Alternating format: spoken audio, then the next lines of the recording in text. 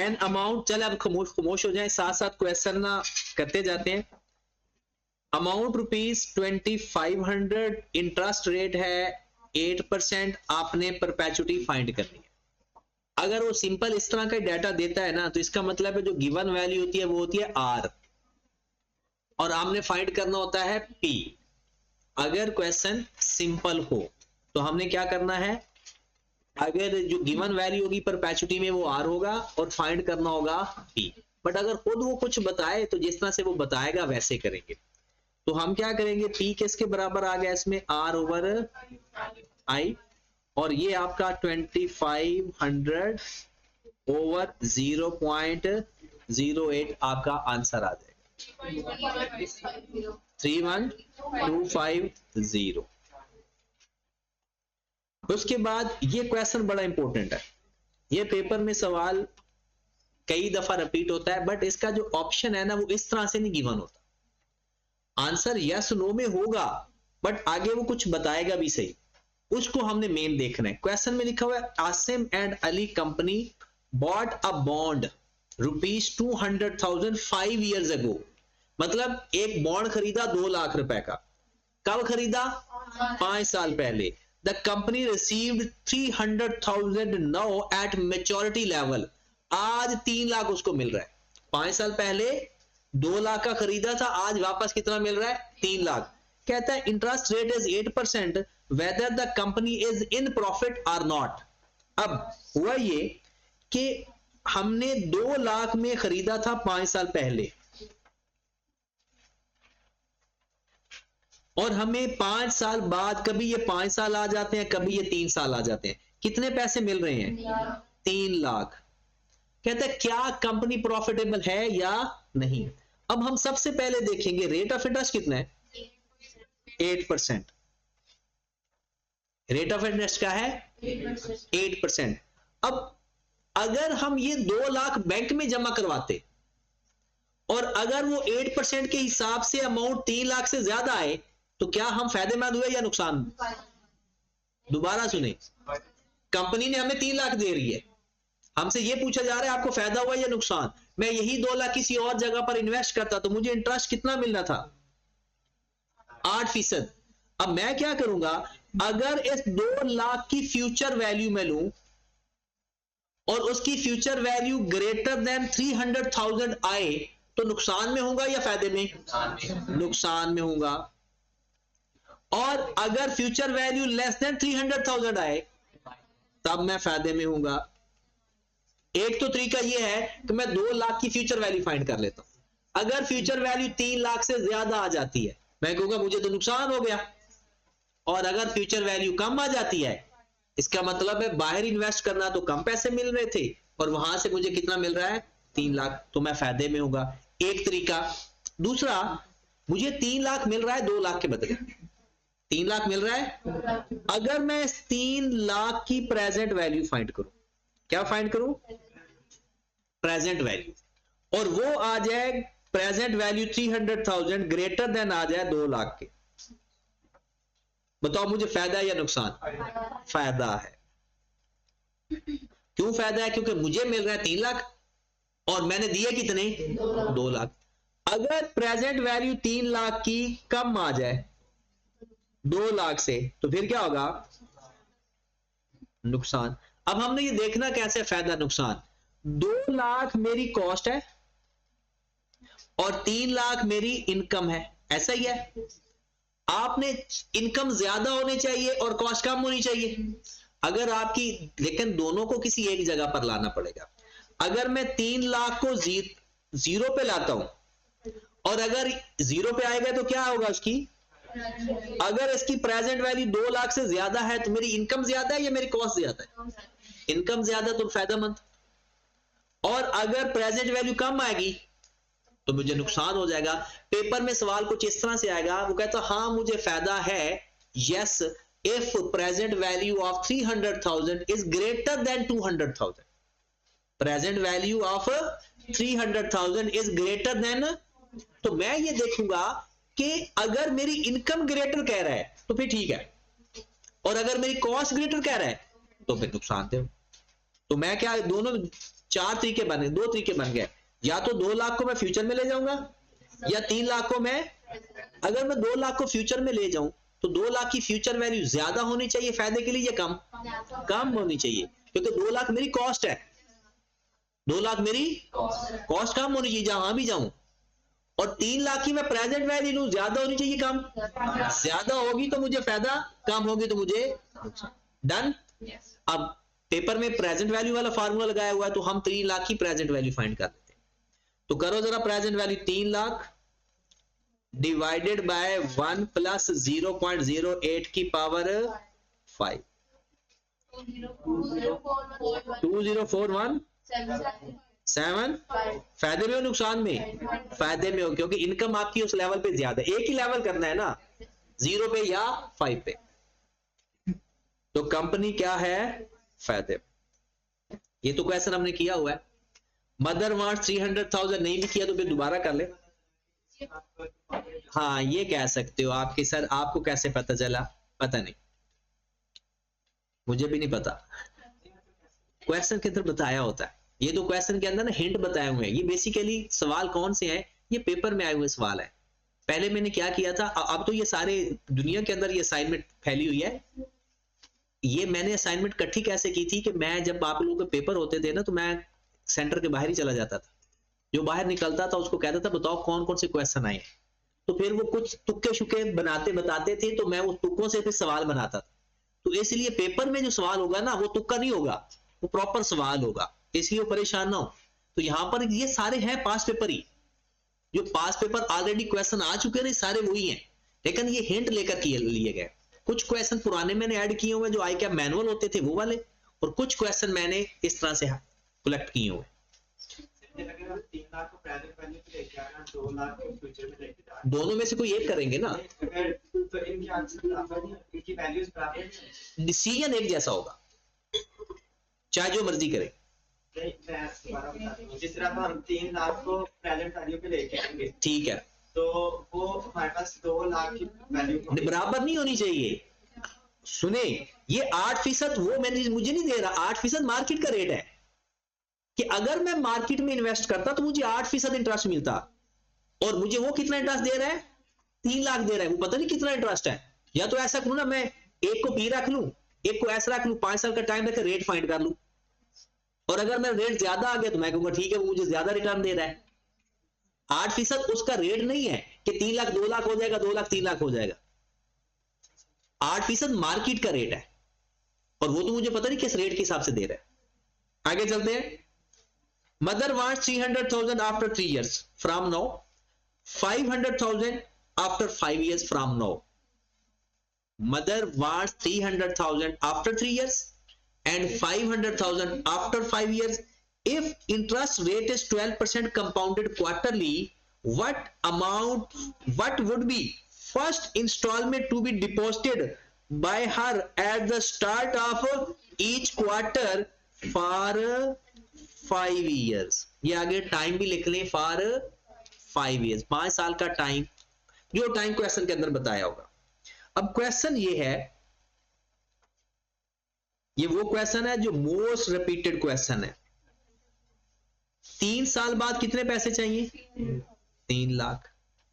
5 साल बाद कितने पैसे चाहिए? 5 लाख। और सवाल ये पूछा गया है कि वो हर क्वार्टर के स्टार्ट में कितने पैसे डिपॉजिट करवाए। क्वेश्चन तो एनुटी का है, और है भी एनुटी ड्यू, लेकिन प्रॉब्लम ये है यहां पर वैल्यूज दो है। अब इसको किसी एक जगह पर लेकर जाएंगे, और वो जगह बेस्ट होगी या 0 पे लाए या 5 पे ले। अगर 0 पे लेकर जाएंगे तो हमें 2 दफा कंपाउंड इंटरेस्ट का फार्मूला लगाना पड़ेगा, और अगर 5 पे जाएंगे तो 1 लगाना पड़ेगा, क्योंकि मैं 3 लाख को 5 पे लेकर चला जाता हूं। एक अमाउंट है या सीरीज है? तो सिंपल मैं क्या करूंगा, S is equal to P into 1 plus I over 4 की पावर। बहुत सारे बच्चों का ये सवाल इसलिए सही नहीं होता क्योंकि वह यहां पर वो कंपाउंडेड क्वार्टरली भूल जाते हैं। वो समझते हैं कि वो सिर्फ एनुटी के लिए बनाया गया है। रेट ऑफ इंटरेस्ट एनुटी के लिए और कंपाउंड इंटरेस्ट के लिए सेम होते हैं। वो सिर्फ अमाउंट की बात होती है, इंस्टॉलमेंट की बात होती है, वो एक सीरीज होती है और इसमें सीरीज नहीं होती। तो कितना आ गया मेरे पास एस? 300,000 को इंटू 1 प्लस रेट है 12%, 4 इंटू टाइम कितना आएगा यहाँ? 2 साल। कितना आ गया? अब इसमें मैं जब ऐड करूंगा तो ये बन जाएगा 8800। अब मुझे 5 साल में इतना पैसा चाहिए, और हम क्या करेंगे? एस रखकर आर फाइंड करेंगे या पी रखकर आर फाइंड करेंगे? क्योंकि फ्यूचर में ये वैल्यू पड़ी हुई है, तो एस का फार्मूला लगाएंगे, S is equal to are into 1 plus I over 4 की power 4 and minus 1 over I over 4 into 1 plus I over. अब इसमें पुट करेंगे जो वैल्यू है। एस कितना गिवन है? 880031। आर हमने फाइंड करना है 1 प्लस 0.12 डिवाइड बाय 4 की power 4 into minus 1 over 0.12 divide by 4, 1 plus 0.12 divide by, put करेंगे तो आपका आंसर आ जाएगा 31797। ये एक इंस्टॉलमेंट आपके पास आ गई। ठीक होगी बात? है कोई आंसर? हाँ है। क्वेश्चन नंबर 4, ये तो रिपीटेड क्वेश्चन है। इस क्वेश्चन को तो आप लोग पहले बांध के जाओ कि ये क्वेश्चन अक्सर लोगों को आ जाता है कि इतने सालों में इतना रेट था, बताओ इतने सालों में क्या रेट ऑफ इंटरेस्ट होगा। जो सक्सेसिव कंपाउंडिंग वाला भी फार्मूला हमने सीखा। If present value of a bill is 500,000, reach to 860,000 in 7 years. If the rate of interest last 4 years is 10% compounded annually, what should be the charge first 3 years compounded? कहता पहले 3 सालों में कितना होगा? याद आया सवाल?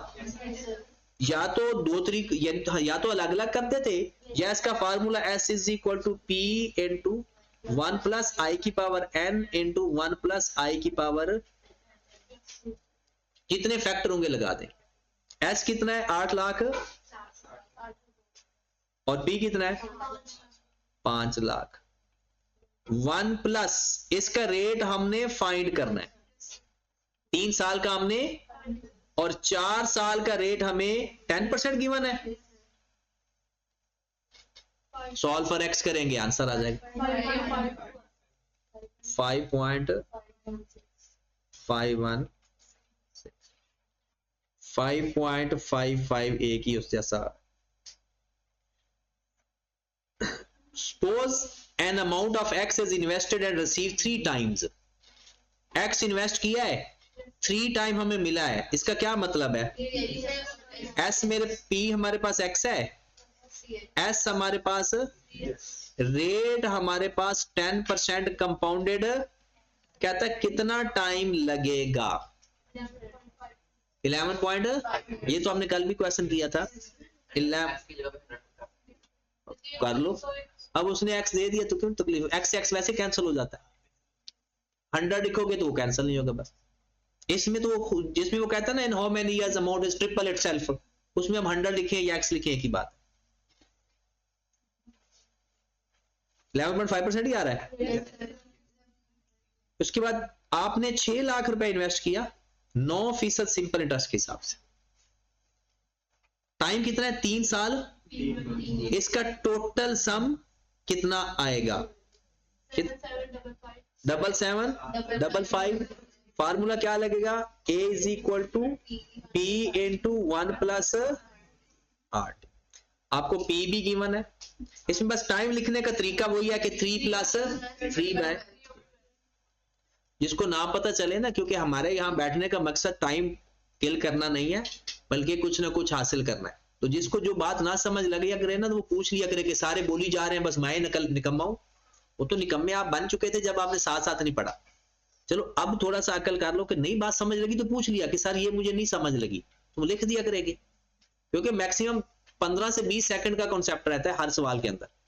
तो इसलिए पूछा करो अगर कुछ बात ना समझ लगे तो, क्योंकि जो करके आए हैं तो वो तो पहले कर चुके हैं। नॉमिनल रेट है 8%। नॉमिनल होता है जो सिंपल हम जिसे आई कहते हैं, कंपाउंडेड कहता है इफेक्टिव रेट क्या है। अब देखिए इफेक्टिव रेट का सवाल आता है टोटल 3 तरह से। एक नॉमिनल गिवन होगा, इफेक्टिव फाइंड करेंगे। इफेक्टिव गिवन होगा, या वो कभी एक नॉर्मल सवाल देकर कहता है इफेक्टिव रेट फाइंड करें, तो उसका मकसद होता है कंपाउंडेड एनुअली फाइंड करना। अगर एस पी और टाइम दे दे, उसका मकसद क्या होता है, कंपाउंडेड एनुअली भी इफेक्टिव होता है। तो इसलिए परेशान नहीं हो जाना। अब क्वेश्चन के अंदर हमारे पास आ गया, पहले तो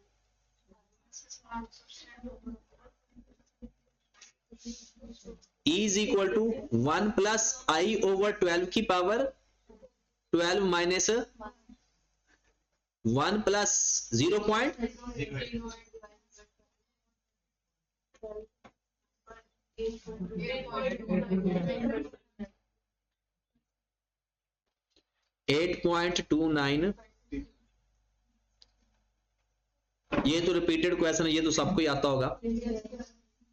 Sum of annuity due is 200,000.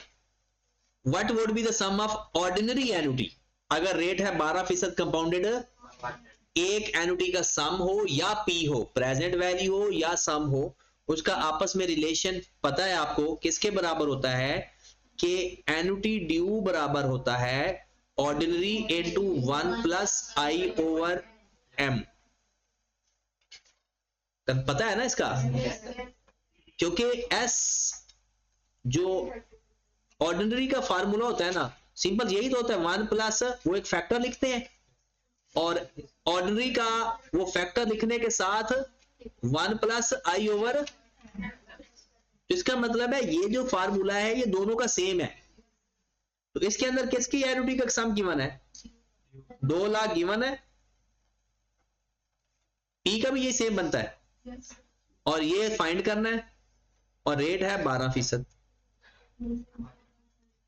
इसको उधर जाकर डिवाइड करो तो हमारे पास 194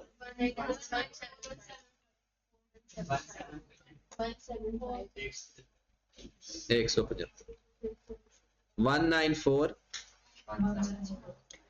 अली बोरो रुपीज 500,000 फ्रॉम हिज फ्रेंड, कितने टाइम के लिए।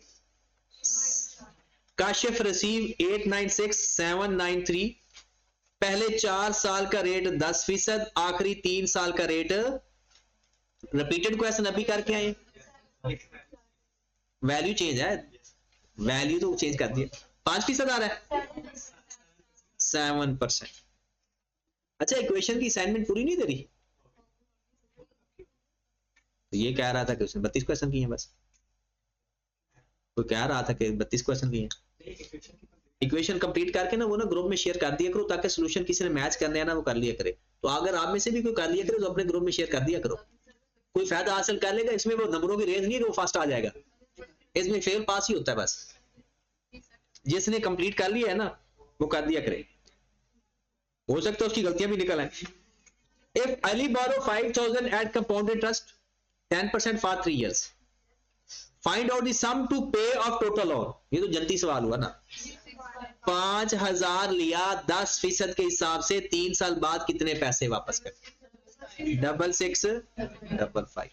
अच्छा, ये मैंने कहा था ना एक थ्योरेटिकल क्वेश्चन भी आता है परपेचुटी का, वो ये है, what is correct about perpetuity. Perpetuity never end, it has no future value, both A and R 2500 deposited quarterly 8%, find perpetuity 1,25,000। फिर repeated, government lends bond 2 lakh for 3 years, after 3 years bond fetch amount 300,000, rate of interest 12%, compounded per annum.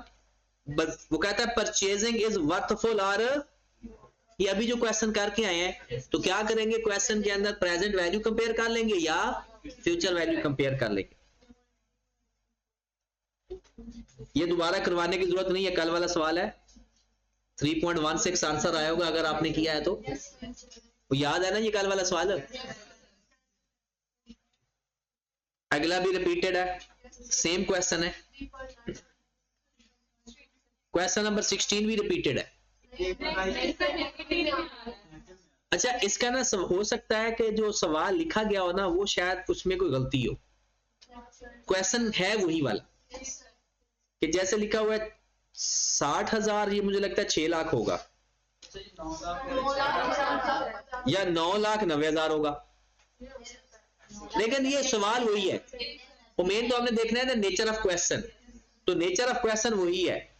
इसको ना मैं check कर लूंगा, same nature है, सवाल करना वैसी है, पहले माइनस करके कैलकुलेटर में पुट करके सॉल्व कर, या फिर दूसरा तरीका कार क्या था कि बैक सॉल्व कर लेंगे, left hand side is equal to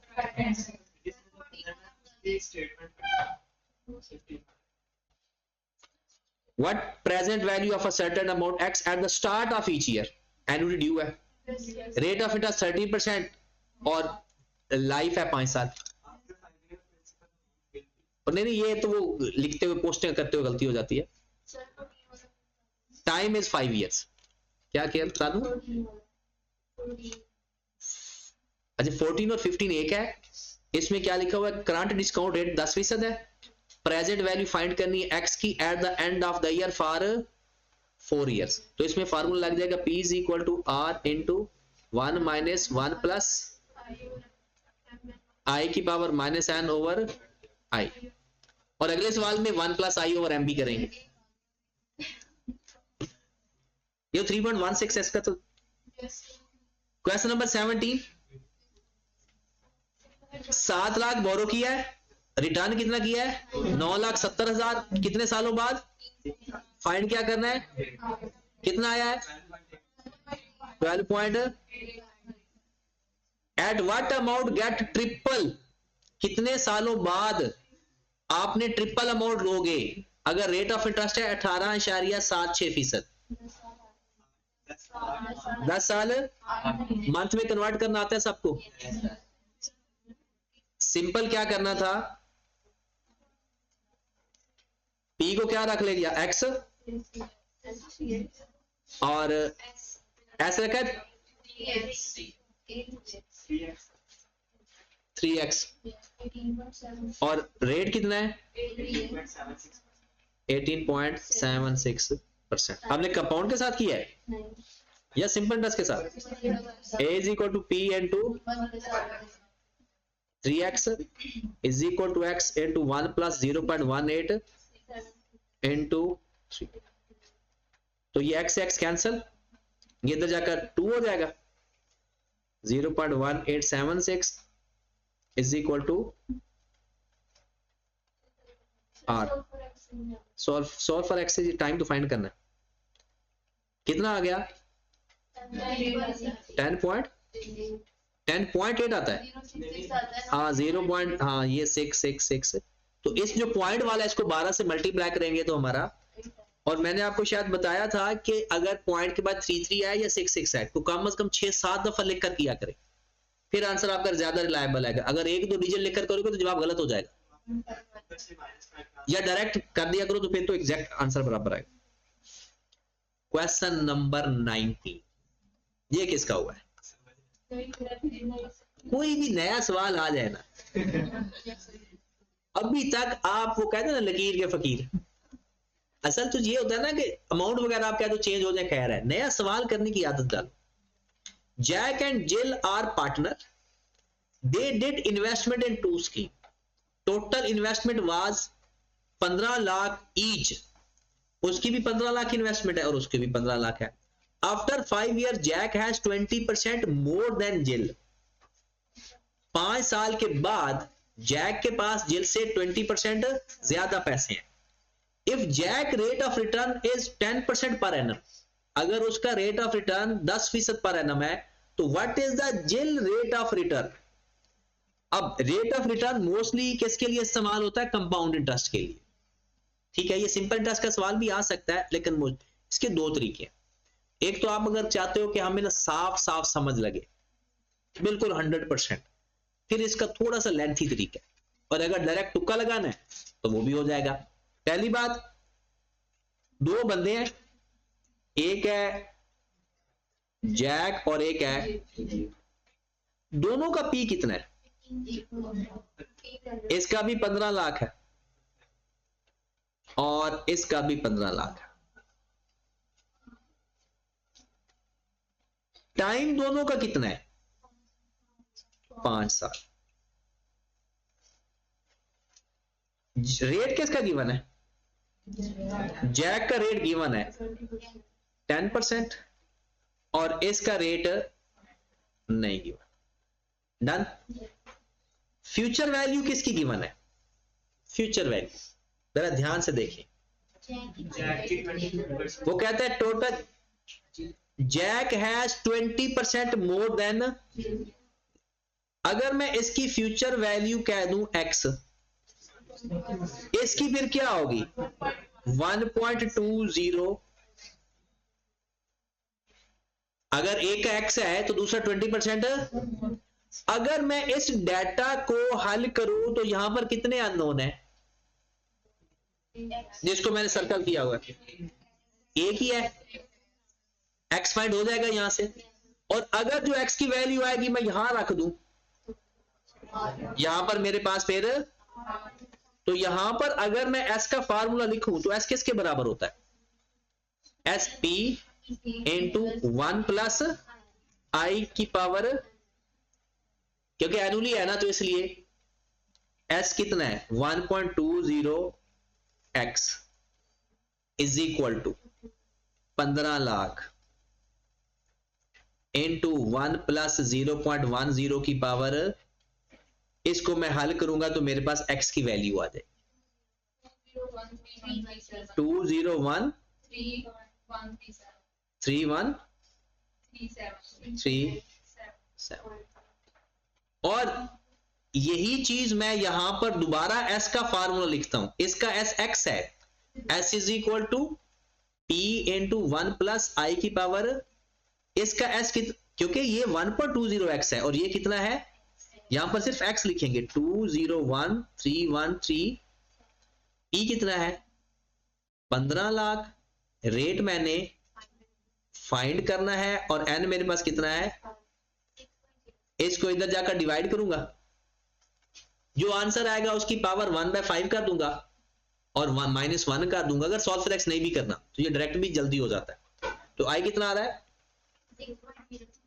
6.006। ये मेरे पास है, रेट आ जाएगा 6 पॉइंट, यहां पर तो नजर ही नहीं आ रहा 6.06। चलो जो मोस्ट अप्रोप्रिएट है उसके साथ ही लिख देते हैं। ये एग्जैक्ट आना तो चाहिए था। हाँ जी 0.5 भी था।